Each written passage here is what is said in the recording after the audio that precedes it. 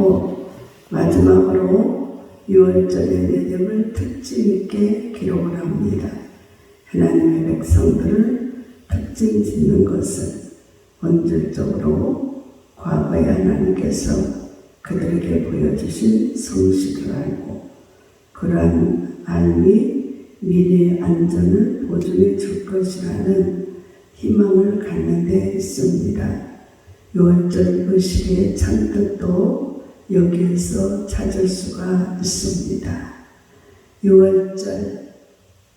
6월절에 양을 잡아 드리고 피는 뿌리고 살을 먹고 뼈는 꺾지 아니하고 이렇게 해서 하나님의 은혜를 입고 애굽에서 수백 년 동안 종살이하고 고통과 괴로움으로 살고 또 소망이 없었던 그들에게 이제 소망의 증표를 보여준 거예요.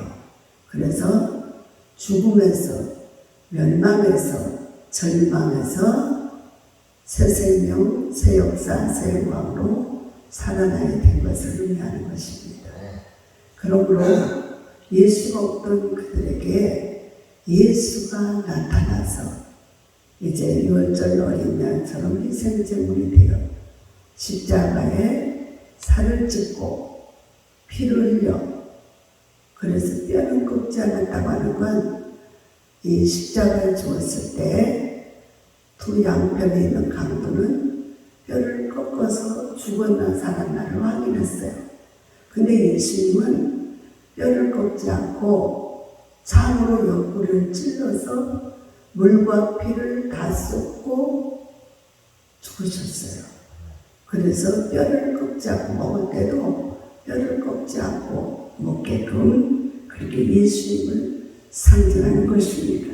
그래서 이 6월절을 지키는 이 목적은 예수님의 은혜를, 하나님 아버지의 사랑을, 성령의 역사를 나타내고 있는 것이에요.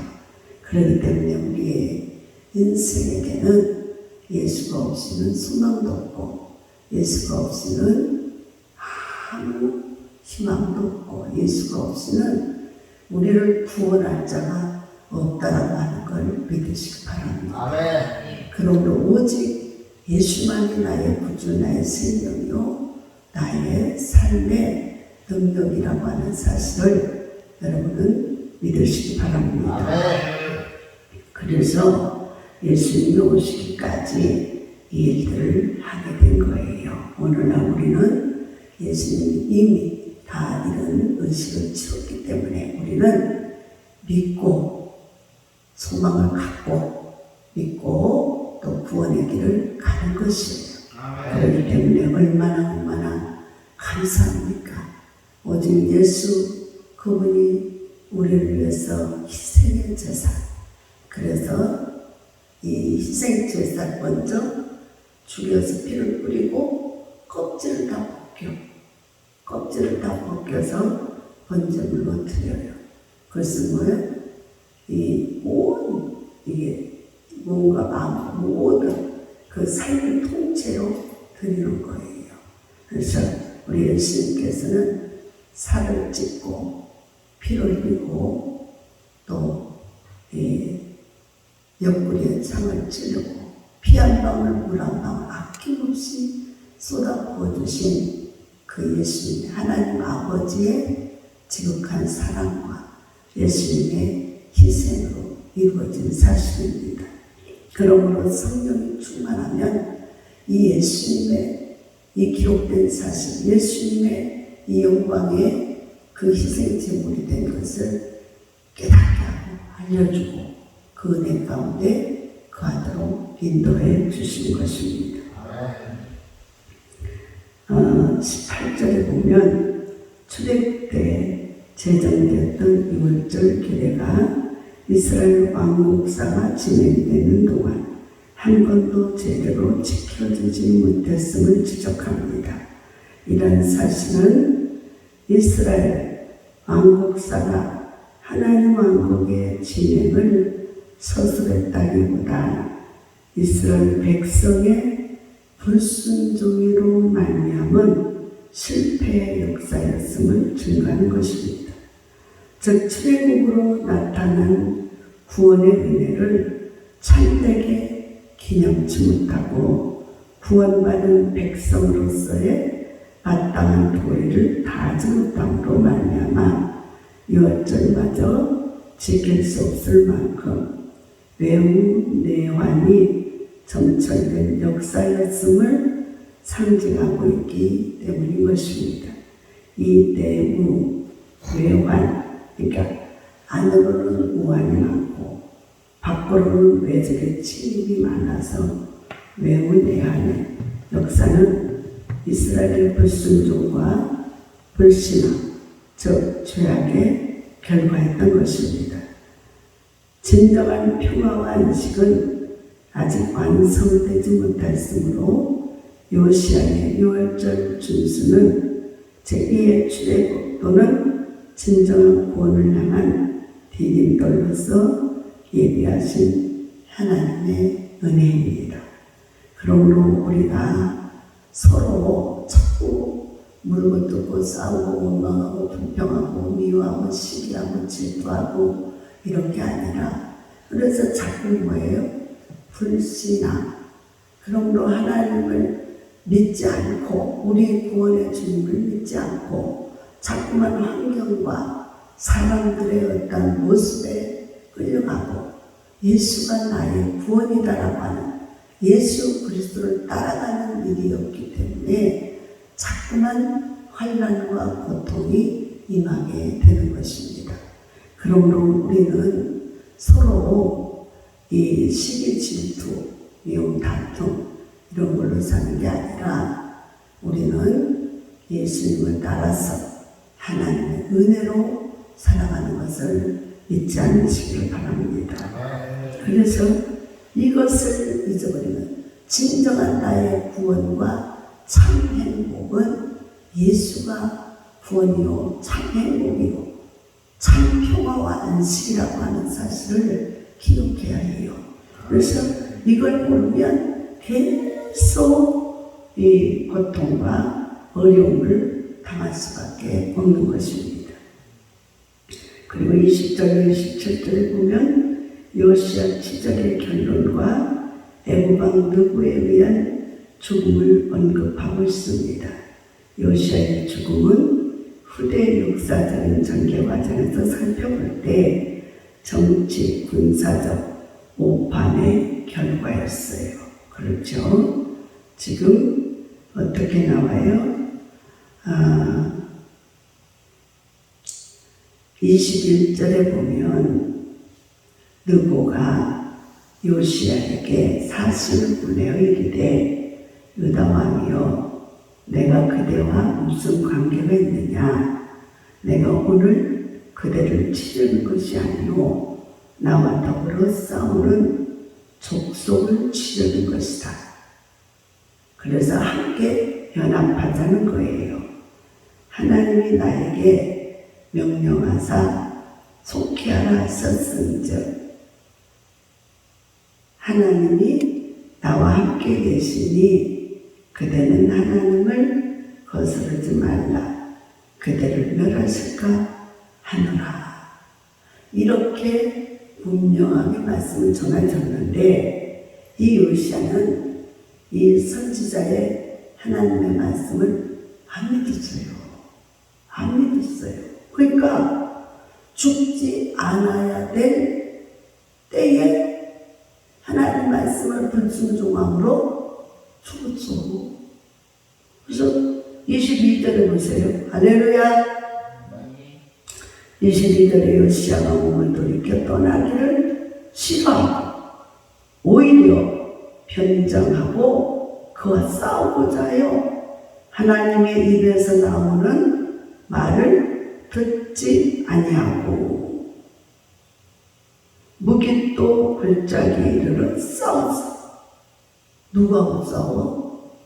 오히려 하층에서 연합해서 적군을 물리쳐보자 하는 사람과 그들 말을 안 믿고 그들을 적군으로 여기고 오히려 변장을 하고 싸우러 나갔어요. 그래서 23절에 보면 활 쏘는 자가 요시야 왕을 쏜지라. 왕이 그의 신하들에게 이르되 내가 충성으로서 나를 도와 나가게 하라. 그러니까 활에 맞아. 그러니까 하나님 말씀을 불순종하고 다른 길로 오히려 아군을 적군으로 여기고 그들과 싸움으로 전쟁을 하다가 그들의 손에 죽었어요. 근데 이거는 뭐예요? 순종했으면 안 죽어요. 순종했으면 안 죽어요. 그런데 불순종해서 그 생명은 빨리 끝난 거예요. 그러니까 우리가 이런 걸 볼 때도 하나님 말씀에 순종하면 빨리 죽지 않아요. 하나님께서 그의 환난이 변하여 안식이 되고 고통이 변하여 이제 평화가 되고 슬픔이 변하여 희락이 되고 그래서 모든 삶에 좋은 것으로 은혜로 채워주시는 것입니다. 근데 하나님 말씀에 불순종하여 하나님의 뜻을 어기고 오히려 돕는 자를 도와줄 자를 적으로 여겨 그들과 싸웠어요. 우리가 여호수아서에 보면은 여호수아가 여리고성을 무너뜨리려고 그런데 여리고성 앞에 딱 섰는데 도무지 그 성을 너무너무 크고 웅장하고 또 인간의 힘으로 올라갈 수도 없고 그런 천성 앞에 놓일 수 있어요. 그러니까 아니 도대체 어떻게 저것을 무너뜨리나 올라갈 수도 없는데 이런 상황에 고민하고 있을 때 큰 칼을 차고 웬 사람이 앞에 딱 서 있어. 그거라고 고민하고 그러니까 기도하고 묵상하고 있었겠죠. 기도하고 그러니까 나타났어. 깜짝 놀라가지고 당신은 대적을 왜 하느냐 나를 왜 하느냐. 그러니까 나는 대적도 위하는 자가 아니고 너를 위하는 자가 아니라 나는 하나님의 말씀을 갖고 왔다 그래. 할렐루야. 그러니까 네 생각대로는 게 아니라 하나님의 말씀을 줘서 너에게 주라고 그래서 왔다 이 말이야. 할렐루야. 그래서 우리가 하나님 말씀을 들을 때 얼마나 중요한가. 그래서 이 여호수아는 내가 어떻게 하면 하나님 뭐라고 말씀하시대. 그러니까는 그 방법이 뭐냐면 인간의 힘으로는 안 되는데 하나님의 방법으로 하면 네가 이기리라 승리하리라. 할렐루야. 그래서 하나님의 방법으로 가르쳐줬는데 매일매일 새벽마다 그 수백 명의 군사를 거느리고 여리고 성을 한 바퀴씩 도는 거야. 엿새 동안. 엿새 동안 한 바퀴씩 돌 때 아무 말도 하지 말고 입을 봉해버리라. 아무 소리도 하지 말고 그냥 돌기만 해. 그게 뭐예요? 철저한 순종. 할렐루야. 그래서 아유 지겨워 힘들어 내가 왜 이거를 해야 돼. 하다가 힘들면 꼭 그런단 말이에요. 하나님의 말씀은 어제나 오늘이나 동일하지만 하나님의 말씀의 약속은 꼭 이루신다는 것. 더딜지라도 이루신다는 걸 믿어야 돼.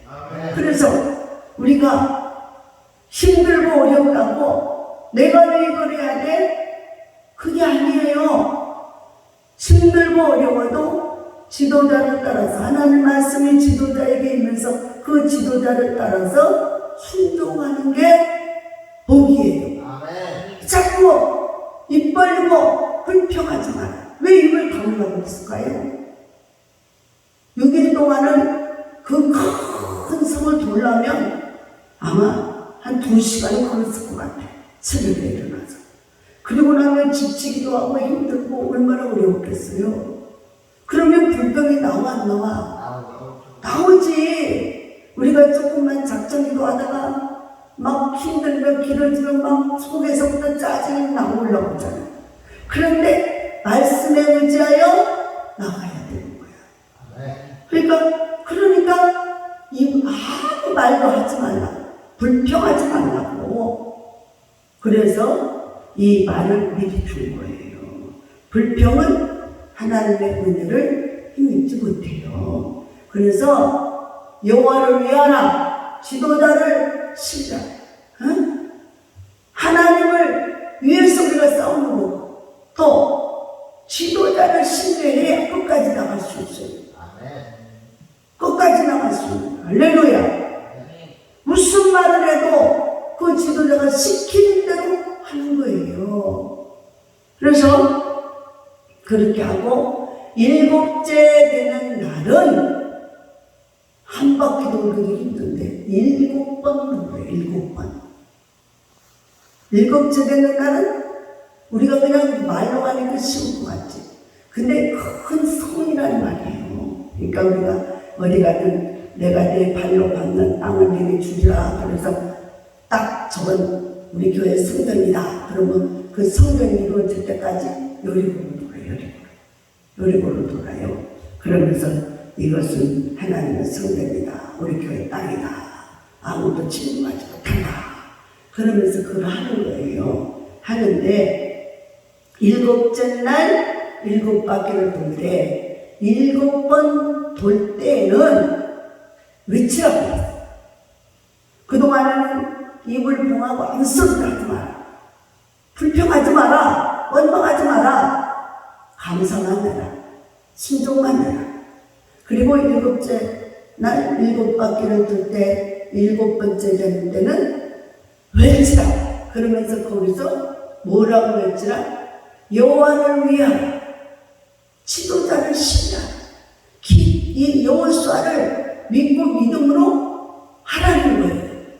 그래서 그 말을 하면서 다른 말을 하지 마. 그 말을 하면서 외치라. 하나님이 곧 함께 하시니 하나님의 성을 무너뜨리면 반드시 우리 승리한다. 할렐루야. 이것을 하면서 7바퀴째 하라는 거예요.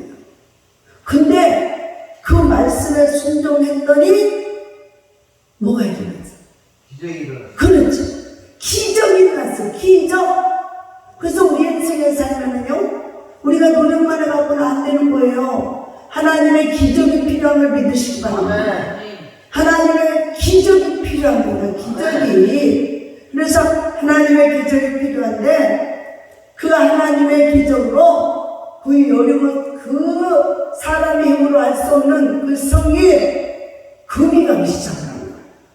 온 성이 막 금이 막 다다다다다다 두두두두두두 하면 금이 가는 거야. 지진이 난 것처럼 이 성이 움직이더니 금이 가는 거예요. 금이 가면서 무너져. 사람의 힘으로 했나요? 아니. 사람은 말씀에 순종만 했어요. 하나님께서 순종할 때 그 기적을 일으켜줬어요. 그래서 앞길에 가나안 땅으로 들어가는 길에 장애물을 무너뜨리고, 그리고 그 성이 무너졌을 때에 성 발주를 타고 올라갈 필요도 없어. 그냥 무너졌을 때에 쳐들어가서 일순간에 그들을 막 원망하고 막 피하고 죽을 막 어떻게 할까 막 난리를 칠 때 그때 가서 싹 죽여요. 그런데 어떻게 죽여요? 나무로 넣어서 하나도 남기지 말고 싹 죽여요. 거기에 있는 것은 금은과도 아무것도 취하지 마. 이건 하나님께 바쳐집니다. 할렐루야. 개인 소유를 취하지 말고 하나님께 바치면 하나님께 드려야지 네 개인 욕심으로 가면 안 된다. 이걸 명심하고, 그리고 이 성을, 이 무너진 터를 다시 쌓는 사람은 처음에 성을 쌓으려 할 때 첫째로 장자가 죽을 것이고, 그 다음에 문을 닫을 때 둘째가 죽을 것이다. 이렇게 하나님의 말씀이 예언을 합니다. 근데 그게요, 한동안은 그 성에 그 터를 황무지로 남겨놓고 그냥 아무 정도 없었어. 근데 어떤 사람이 쭉 이렇게 가다 보면 어떤 사람이 거기다가 진짜 자기의 어떤 소리를 삼으려고 터를 쌓고 할렐루야! 문을 닫다가 첫째가 죽고 둘째가 죽었어. 이루어졌어. 그러니까 하나님의 말씀을 쫙 보면서 하나님의 말씀은 창세 이후로 말씀대로 안 이루어지는 게 없다. 다 약속대로 언약대로 이루어진다 라고 하는 걸 믿으셔야 돼요. 그래서 여기도 언약의 갱신이라고 나와. 언약의 갱신. 그러니까 하나님의 약속의 말씀을 다시 한번 확인해 주는 거예요. 그래서 오늘도 우리에게 자꾸만 말씀을 매일매일 시간 먹는 이유가 뭐예요? 하나님의 말씀을 보아서 하나님의 은혜를 잊지 않고 하나님이 날 어떻게 구원했는 사실을 잊지 않고 그 하나님의 뜻을 따라서 믿음으로 끝까지 갈 수 있는 기회이기 때문이에요. 그래서 세상 사람들의 어떤 위로가 힘이 되지 않아요. 세상 사람들의 어떤 그 사람들의 어떤 도움을 주는 건 임시 잠깐이에요. 그러나 하나님의 은혜를 힘입고 우리가 영원하신 우리의 구원자 예수 그리스도 이름으로 구하고 찾고 누리면 성령이 역사하여 주시는 거예요. 그래서 운행하시는 분은 성령 하나님이시에요. 그래서 예수의 이름으로 기도하라 했고 성령의 인도하심을 받아 성령께서 기적의 하나님으로 나타나서 일하시는 거예요. 그래서 이 정말 요시야 왕이 이때에 지혜로운 왕이라면 하나님께 기도를 했을 것 같아요. 하나님, 저 누구가 이런 말을 하는데 진짜 하나님의 뜻입니까? 아닙니까? 이걸 물어봤어야 돼. 물어보지 않고 자기가 전쟁에 나가기를 싫어했어요. 떠나기를 싫어했어요. 그리고 오히려 변장을 하고 그와 싸우고자 했어요. 그러니까 그냥 요시야 왕이 하나님의 종의 말을 안 듣고 자기 마음대로, 그러니까 내가 싫다고 안 하는 게 아니고 내가 좋다고 하는 게 아니에요. 내 생각, 내 마음, 내 뜻대로 하는 게 아니에요. 하나님의 말씀대로 하나님이 하나씩은 하는 거고 하나님이 하지 말라고 안 하는 거예요. 그게 하나님의 종들의 자세예요. 어제 요즘에 국정감사를 하고 있어요.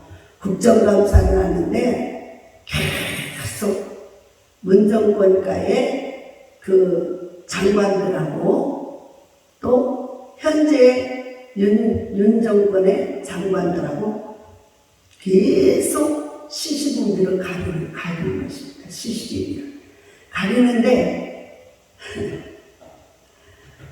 그 법무장관이 문정권의 법무장관이 아주 노련한 법무장관이에요. 그리고 나이도 지금이야 윤 정권의 한동훈보다는 훨씬 법조계의 선배예요.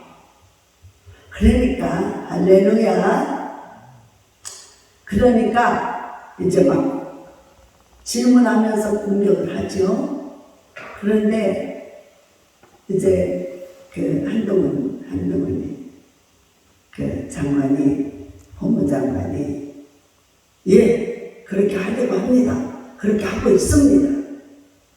이렇게 꼭 토론을 하는 거야. 그러니까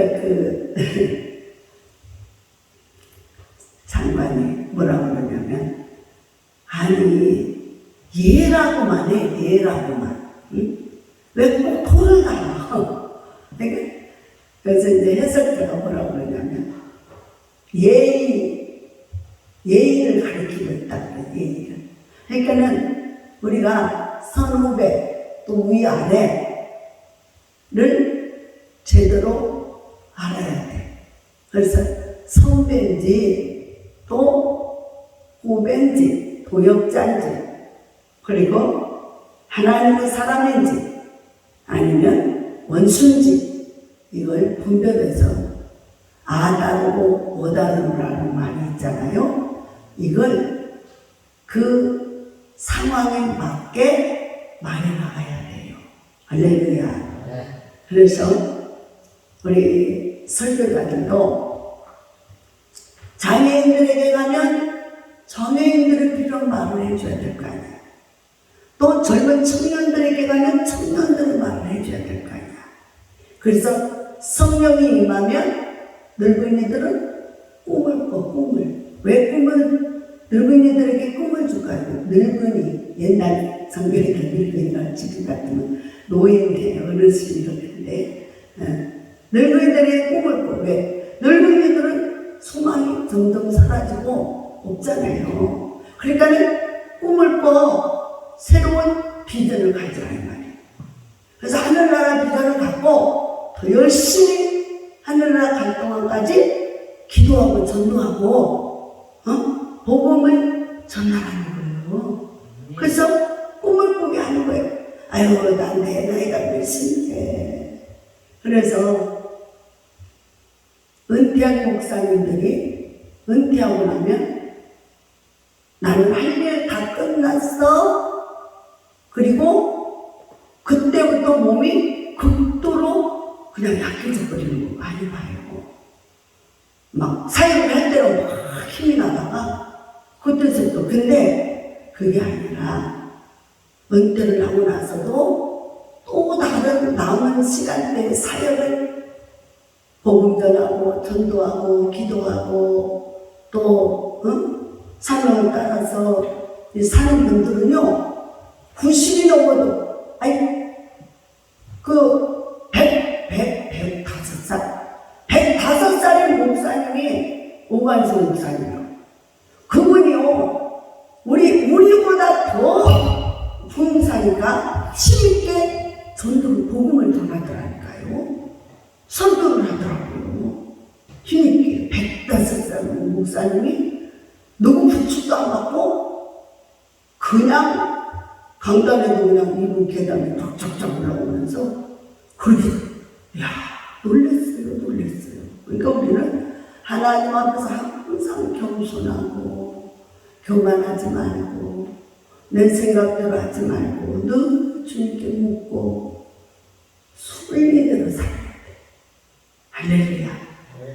그런 사람은 생명이 길고 장수하며 좋은 날을 보고 풍성함의 은혜로 축복을 얻다 그랬어요.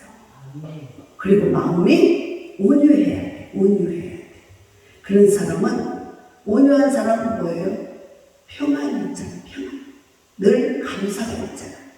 그러니까는 이 막 성질이 급한 사람은 막 혼자서 막 이랬다 저랬다 부글부글하고 막 이러니까 열을 많이 받아갖고 나쁜 열을 많이 받아서 빨리 이게 어려움을 고난을 많이 당해요.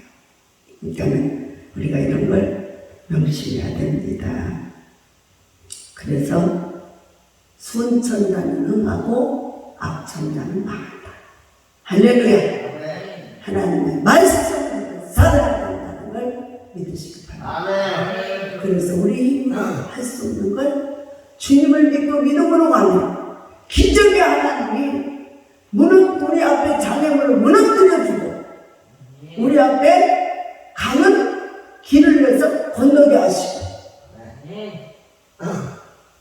그래서 광야에도 길을 내고 사막에도 강을 내신 하나님의 전지전능한 능력의 하나님을 믿으신가요? 그런데 오늘 이 요시야 왕이 참 안타깝게 하나님의 말씀을 분별하지 못해서 자기 생각대로 하다가 생명이 빨리 끝나버렸어요. 우리가 사울 왕의 그 역사를 잘 알잖아요. 사울 왕은 사무엘 선지자가 가서 시킨 대로 그 앞에서는 그리 하겠습니다. 그렇게 해놓고 이리저리 하나님이 약속해놓고도 시간이 늦을 때도 있어. 그런데 하나님은 다 보시고 아시는데, 그러니까는 상황이 다급한 상황이었어요. 그때 진짜 블레셋 나라가 쳐들어오지. 또 그 쳐들어오니까 무서워서 함께 싸우러 갔던 군사들 다 도망가버려. 사울 왕이 혼자 있으면서 너무너무 다급하니까. 그리고 사무엘 선지자가 온다는 시간에 까먹었어.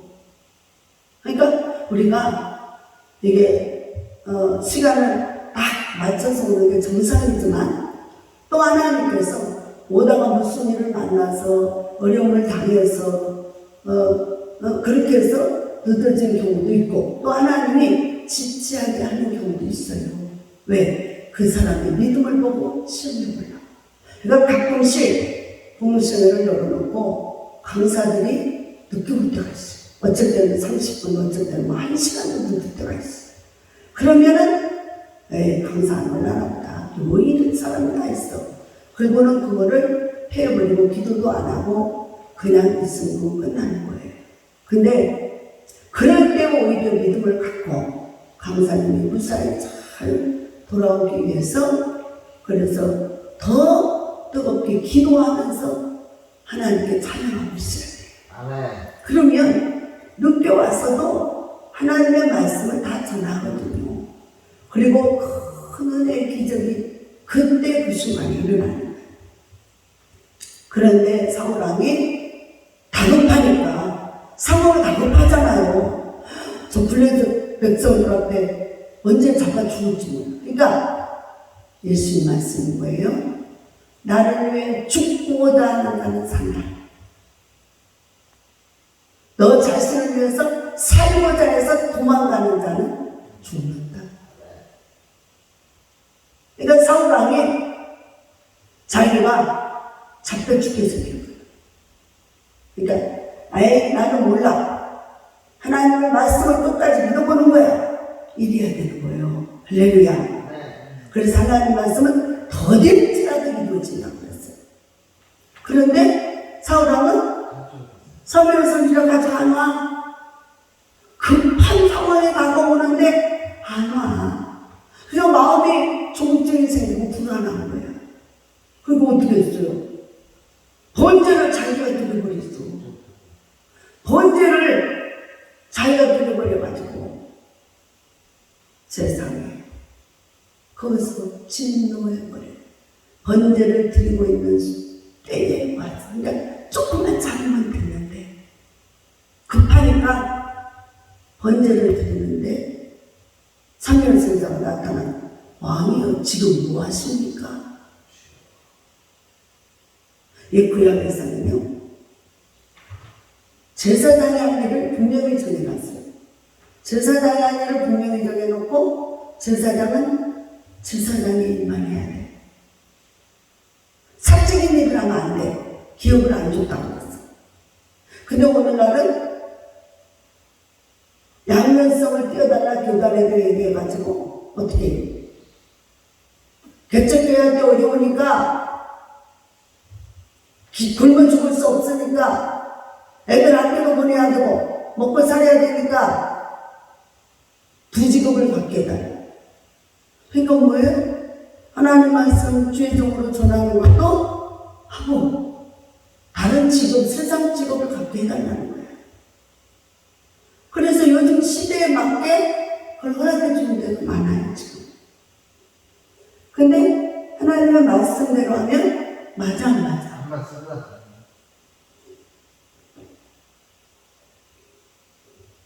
근데 이 무리는 몸무게 이렇게 달고 났어. 어떡할 것 같아? 수 자요. 응?